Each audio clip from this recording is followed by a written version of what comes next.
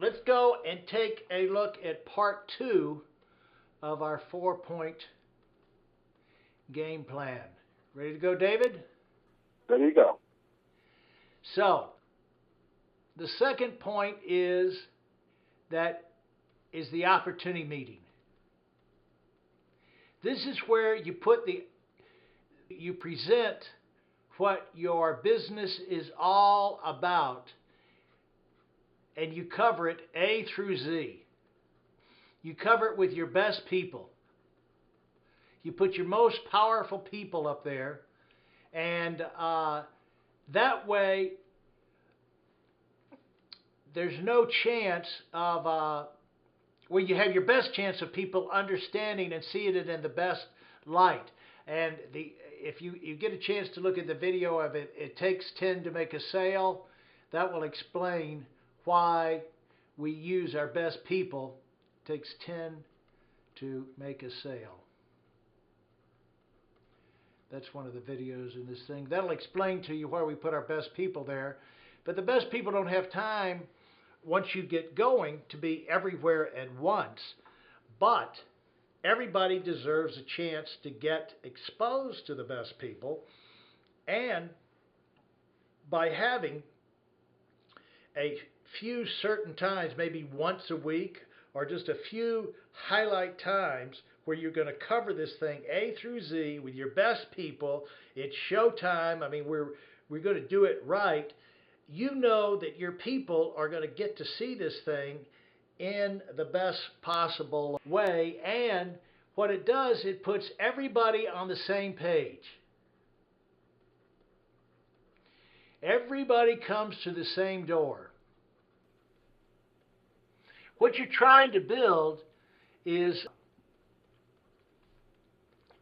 there we go. What you want to have is build an army. See, if you just put a bunch of people together, you don't have an army, you have a mob. See, a mob is an uncontrolled group of people. Everybody's got their own idea. They're all going in their different locations. Some go this way, some they back on themselves. They're yakking and talking, not doing anything, just going around in circles. An army is unified behind a cause, a mission, and they move as one unit. Boom, boom, boom, boom, boom. They're going to be on the same page. And that's why it's important. Everyone deserves a chance. You could call this, by the way, you can call this your opportunity meeting. You can call this your expansion meeting. You can call it your business opportunity meeting. Call it what you want, but you can call it your orientation meeting. You can call it open house. We've called this meeting 1,000 different things. You know, when you do something 150 years like I've done it, you find people get bored. Let's just call it something else, put a different slant on it. But this is the purpose. You're putting the opportunity. It's why you're in this business. Why this is such a unique and special opportunity. Why you have a chance to change your life. What's great about our concept? What's great about our company? What's great about the compensation? What's great about our track record? What's great about our leadership? What's great about the successes we've had? What kind of successes have people had? And you're putting all of this out in front of people. Why this gives you a chance to do something special with your life. Why this is not just another run-of-the-mill type thing. Why this is something that you should take dead serious. All of these things are things that you put into that op meeting. You want to get people, they're getting ready to launch out on a big phase of their life. You want to get them the idea of this is something big. This is not something little. This is big. You can do big things in your life here. People have already done big things. It's a big market. It's a big opportunity. There's big backing. Everything is big. Lives have been changed. It was still only 1%. that, the time is right, the door is wide open. The bigger they see it is, the more confident they're going to be. And the less doubts. People don't commit when they have doubts. You want them to have confidence in this thing. They should have confidence in it. And you want them to feel confident to give it everything they've got, make a total commitment, because they're not committing to us, they're committing to themselves. And so if they start this thing with little baby steps, tippy-toeing around, they're probably going to get squashed like a bug. That's not how you start a business. If you start a new shoe store in town, you go to the mall and you open it up, and unbelievable, you go and you bring in, 3 or 4 pair of shoes in this big store, and you say, "Hoorah, we're open for business." And people come in and look, and they say, "Well, where are the shoes?" "Well, we're going to start with these and see if you guys buy them or you like them, and see how many people come, and then we'll add more later." That store is going down the toilet. You got to start with a bang.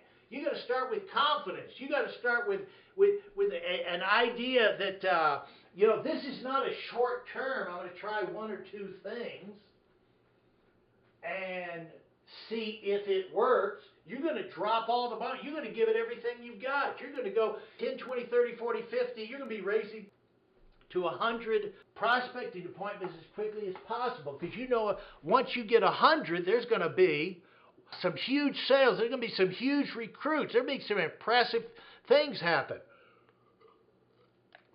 because the best one's going to be the best one out of 100. But you're not going to make that huge commitment if you see Bob the doorstop, who doesn't know how it even works, up there kind of bumbling his way through it. You want to see the fireball of the office. You want to see the high-earning people in there, because they can say it, and the body language transmits, because they've made it work, whereas the weaklings in there are not up yet to that point. They may in a month or 2, but they can act like it now. Well, that's going to turn people off. They can see through the body language. You want to get the for real, big shot leaders. You want to get everybody coming through the same door on the same page. You want to get them because you want to get them unified. You want to get them unified. You want to get them like totally excited and ready to go on the attack. You don't want it timid type thing. Well, you got to give them reasons to do that, to be unified. You got to give them reasons to be totally excited. And you want to get them totally cooperative. You don't want to say, "Well, I like what you said there, but then I have my own theory." Well, why don't you start your own company then? I mean, we kind of know what we're doing here.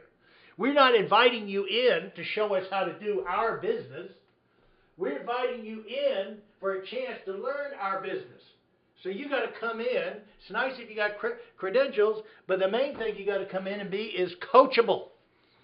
And so if they go through this thing and they see the whole deal, they see the best people, they see that this is big, big, big, and at every level that they would have questions, you've answered, you've shown them the track record, you've shown them the concept, the compensation, and all of those things. Well, they're going to be ready to be coachable, make a total commitment, to be coachable, and to work with you. They're going to be ready to go. They're not going to be holding back. And it's your job to get them ready to jump in. And so that's what you get out of your office meeting that you could never really pull off as if you did it as an individual. Because, see, there's something that you need to learn about if you're going to be big-time successful in business, and that is there is a magic of numbers. Once you get numbers of people together, magic starts to happen. Enthusiasm breaks out. People start seeing other people respond. They get caught up in the fever. They do things they wouldn't on their own, or they'd be hesitant.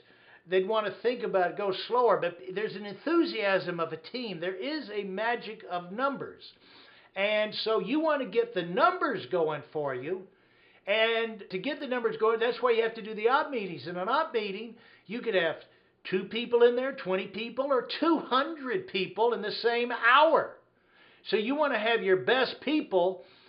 Since you have your best people, you want to get them exposed to as many people as possible. If you do it one-on-one, you're going to wear them out, and you're not going to be able to get to that many people. But by using the op meeting approach, these people can stay fresh, they can be in their peak of their game, and you can have unlimited numbers of people. Because, see, you want to get into the masses because man, as an individual, is totally individual.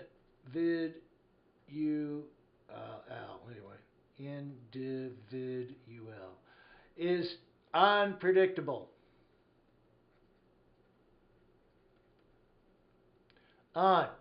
Inconsistent. You don't know what's going to happen. But man in the masses, totally, not kind of, totally predictable. Now, if you want inconsistent results, deal with individuals. You want consistent results, deal in masses, large numbers. If you want the law of average to work, deal with high numbers. The law of average doesn't work with individuals. The law of averages only works with masses.